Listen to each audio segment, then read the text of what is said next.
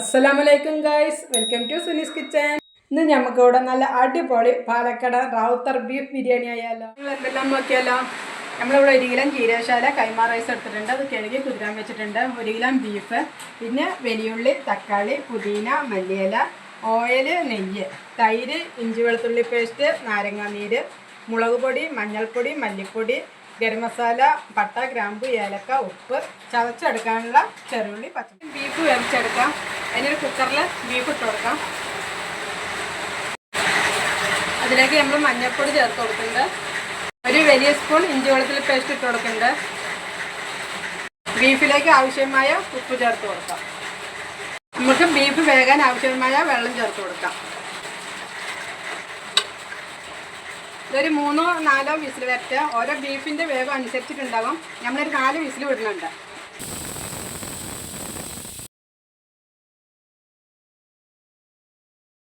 ബിരിയാണി വയ്ക്കാനുള്ള ചെമ്പ് ചൂടായിട്ടുണ്ട്. അതിലേക്ക് 200 ഗ്രാം ഓയിൽ ഒഴിച്ചു കൊടുത്തിട്ടുണ്ട്. ചൂടായി വന്നിട്ടുണ്ട്. അതിലേക്ക് പട്ട, ഗ്രാമ്പ്, ഏലക്ക, ലേശം വലിയ ജീരകം, ബിരിയാണി അരിയും ചേർത്ത് കൊടുക്കാം. നമ്മൾ എടുത്തു വെച്ചിട്ടുള്ള പച്ചമുളക് ചേർത്ത് കൊടുക്കാം. അതിലേക്ക് നമ്മൾ അരിഞ്ഞു വെച്ചിട്ടുള്ള 3 വലിയുള്ളിയാണ് ചേർത്ത് കൊടുക്കുന്നത്.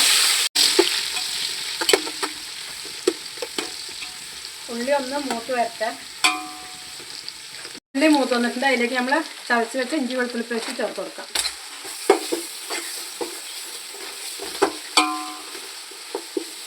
ഈ റാവുത്തർ ബിരിയാണിക്കൊക്കെ ഇഞ്ചി വെളുത്തുള്ളിയൊക്കെ കുറച്ച് കൂടുതൽ ആവശ്യമാണ്. ഉള്ളി നല്ല മൂത്ത് നല്ല മണം വരുന്നുണ്ട്. അതിലേക്ക് എടുത്ത് വെച്ചിട്ടുള്ള 3 തക്കാളി ചേർത്ത് കൊടുക്കുന്നുണ്ട്. അതിലേക്ക് പുതിന ചേർത്ത് കൊടുക്കാം. മല്ലിയിൽ ചേർത്ത് കൊടുക്കാം.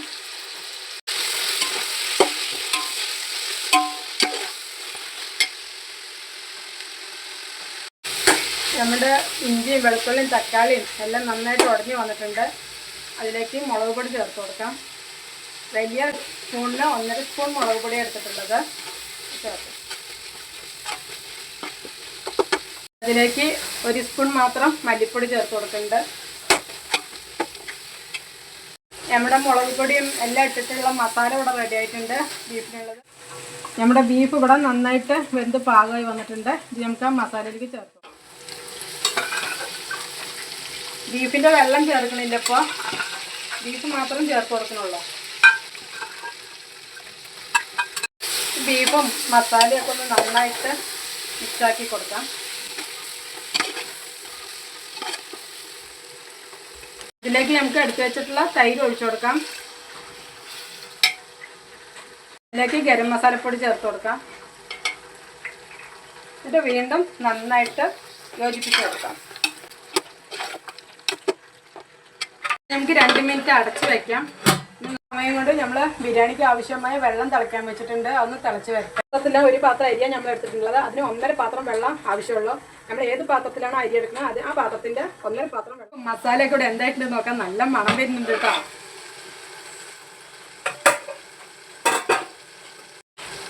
വേണ്ടോ, നല്ല എണ്ണയൊക്കെ തെളിഞ്ഞ് മസാലയൊക്കെ നന്നായി മൂത്ത് വന്നിട്ടുണ്ട്. നമുക്ക് ഇതിലേക്ക് വെള്ളം ചേർത്ത് കൊടുക്കണം. ബീഫ് വേകാൻ വെച്ച വെള്ളമാണ്. ആദ്യം നമുക്ക് അത് ഒഴിക്കാം.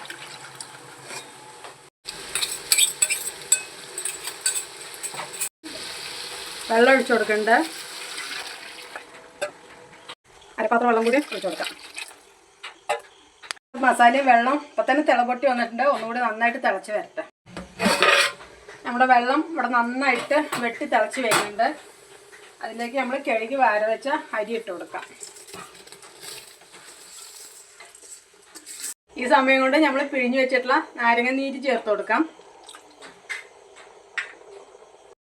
ബാലൻസ് ചെയ്ത് കൊടുക്കാം. നന്നായിട്ട് ഇളക്കി ഉപ്പ് പാകമാണോ നോക്കാം.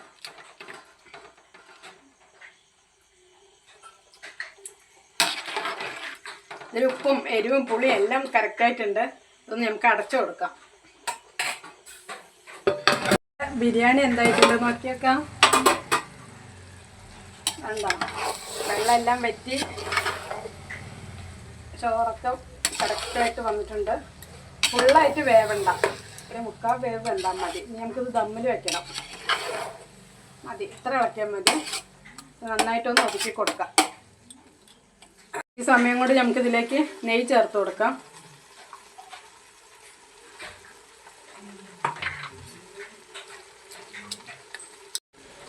നമ്മൾ നെയ്യ് ചേർത്ത് കൊടുത്തിട്ടുണ്ട്. നന്നായിട്ട് ഒതുക്കി കൊടുക്കുക എല്ലാ ഭാഗവും. വെച്ചിട്ട് 20 മിനിറ്റ് ബിരിയാണി ദമ്മിടാനായിട്ട് ഒരു പാൻ വെച്ചിട്ടുണ്ട്. നല്ല ചൂടായിട്ടുണ്ട് കേട്ടോ. അതിൻ്റെ മുകളിലേക്ക് വെച്ച് കൊടുക്കാം. ഇനി ഇതിനൊരു വെയിറ്റ് ഒരു ചെമ്പ് വെള്ളം വെച്ചിട്ടുണ്ട്. 20 മിനിറ്റ് കഴിഞ്ഞിട്ടുണ്ട്. ഇറക്കി നോക്കാം. നമ്മുടെ ബിരിയാണി എന്തായിട്ടുണ്ടെന്ന് നോക്കാം. എന്താ അടിപൊളി ബിരിയാണി റെഡിയായി.